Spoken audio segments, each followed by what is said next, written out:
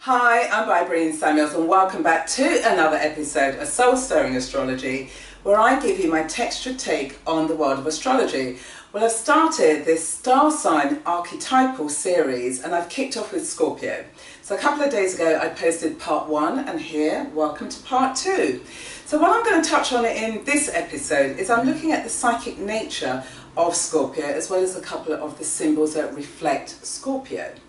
So when we're dealing with whether you've got the sun, moon or ascendant in Scorpio, or you have planets within the 8th house, you're naturally moving into the realm of psychic hunches.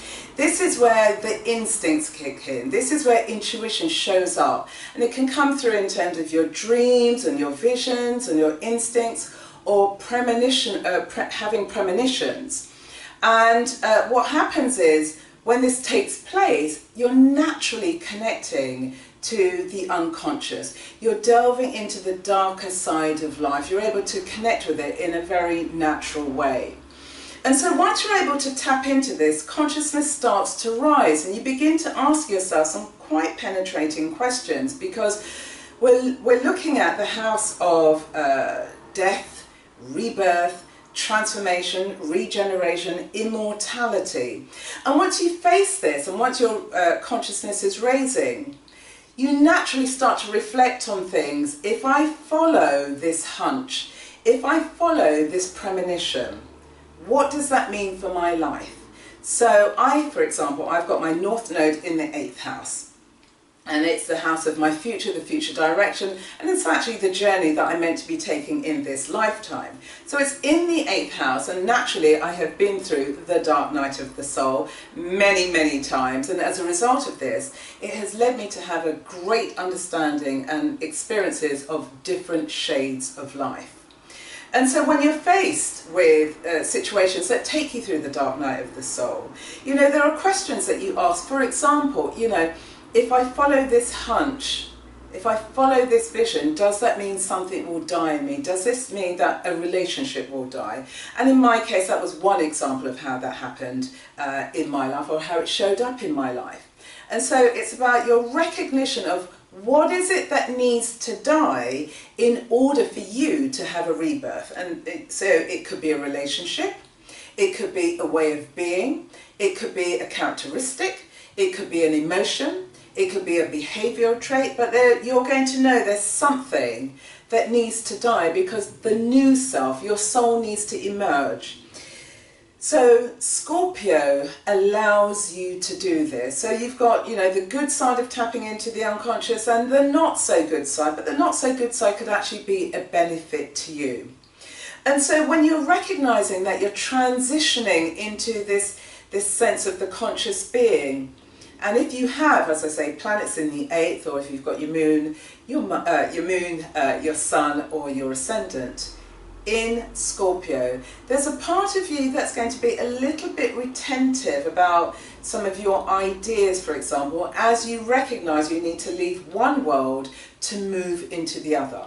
And when we're dealing with this, we're looking at this sort of psychic energy. What you're looking at is this opposition, the axis that takes place between Taurus as well as Scorpio. And so something needs to go, we're looking at Taurus. Taurus is the earth, so something needs to die and go back into the earth for something else to be born, and then you can replenish yourself with the waters that are coming through in Scorpio. So when we're looking at the symbols of Scorpio, there are several, but I'm going to touch on 2 today. So the first one I want to touch on is the serpent, or the snake.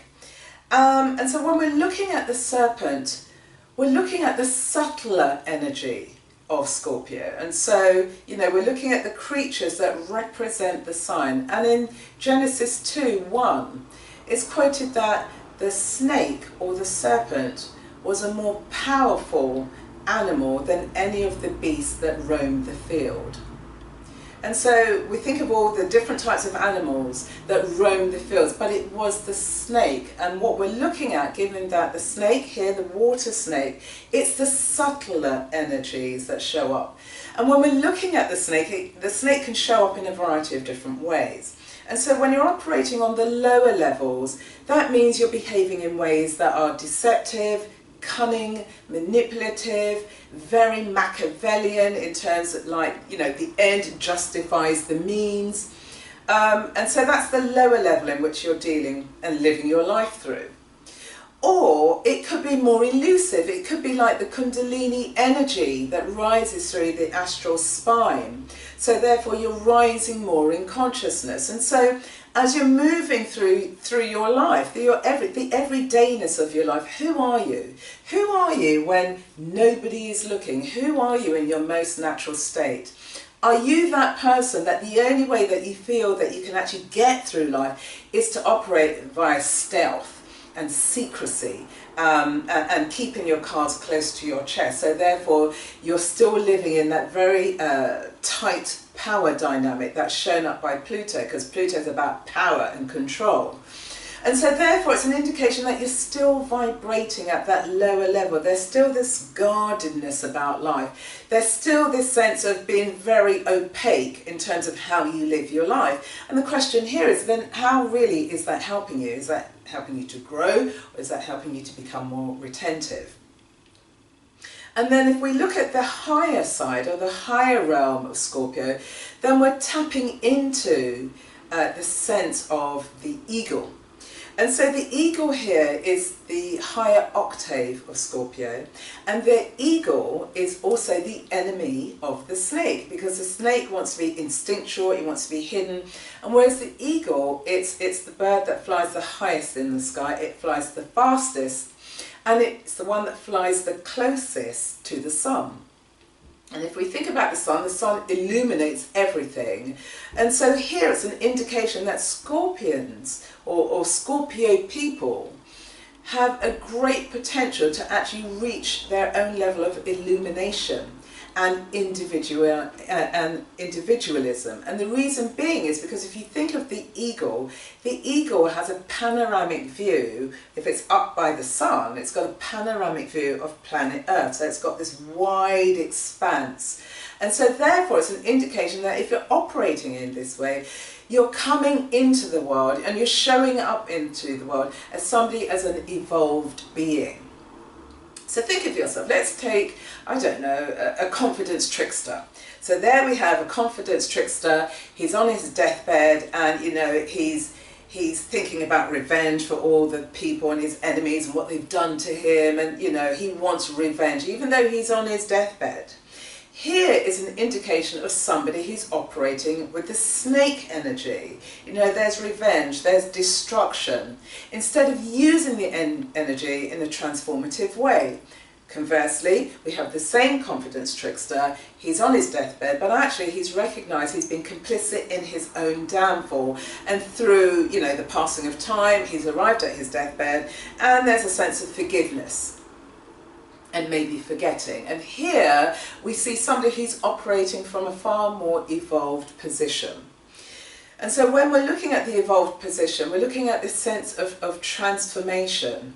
And so when we look at the snake, we're thinking of, well, you know, the snake can be transformed, and the way that the snake transforms itself is if we think of some of the imagery or statues of goddesses. So, you know, just look around the world and you'll see statues of goddesses, and they may have snakes entwined around their arms. And here, snakes act as protectors of fertility, which is very powerful. And the mythologist, Joseph Campbell, what he observed, he said actually the transfer of power from goddesses through to sky gods actually took place in the age of the hero. And in the age of the hero is when we saw phallic symbols and they became prevalent. And here what happened was that the goddess then lost the role as being the protagonist in initiation stories.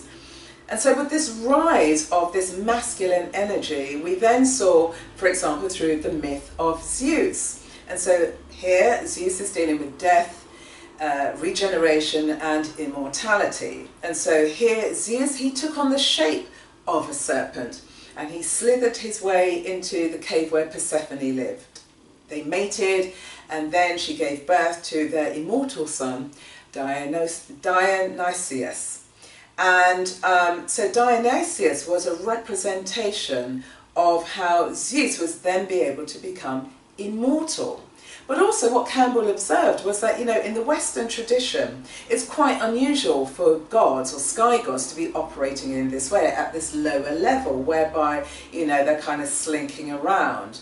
But in mystical traditions, it was quite, usual, because here it's about the spiritual realization. It's about the spiritual and psychological transformation that takes place. And so therefore the symbol of the serpent can be quite powerful, but it's only when you're rising in consciousness you're able to then see how you're actually behaving.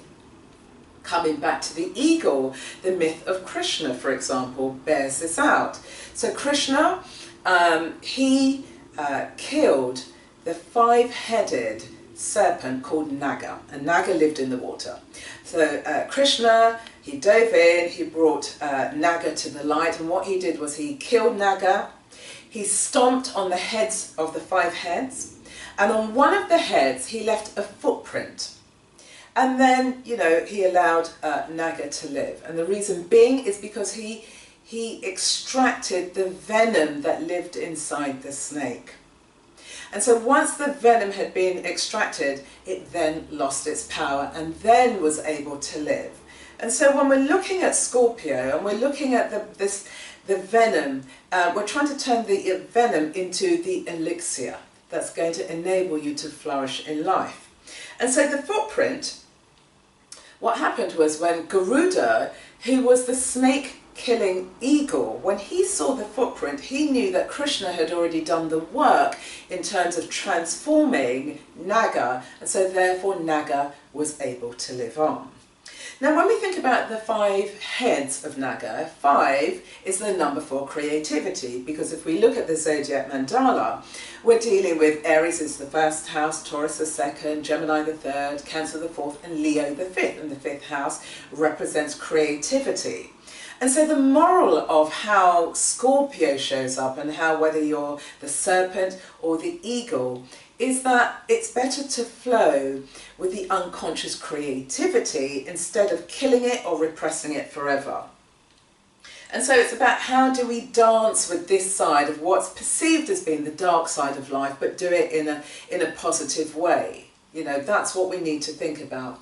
If we turn to art and culture or history, we can see that, the symbol of the eagle as well as the serpent, we can find that on the Mexican flag. And so, as legend goes, it's an Aztec legend that said that the god said, look out for a city, and in this city you will see where the eagle, or you will see a eagle, which is eating a snake. And the city that was reflected in was Mexico City. And so when you look at the coat of arms of Mexico, you will see it's got the tricolour, but then it's got this eagle, and then it's got the snake. And so just bringing this all now to a close, it's about thinking about this dark side of your life. If you've got, if you've got Scorpio prevalent within your chart, how do you show up? If you know when nobody's looking, but we all know who we are under the covers. And if you know that under the covers you're secretive, you're manipulative, you operate by stealth, you hold your cards close to your chest, think about how is that really helping you? And actually where in your life, what in your life, which part of your life actually needs to die? Because now is the time for your personal resurrection.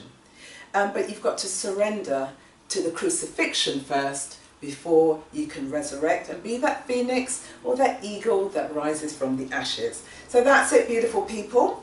Put your comments and questions and queries in the comment box below. I always love to connect with you. Feel free to share this episode with anybody in your network, and you can like and subscribe to my channel. And in the next installment, which will be the final one, I think I might be doing 3-part series for all of the signs. So I'll be bringing that to you very soon. So until then, take care. Bye.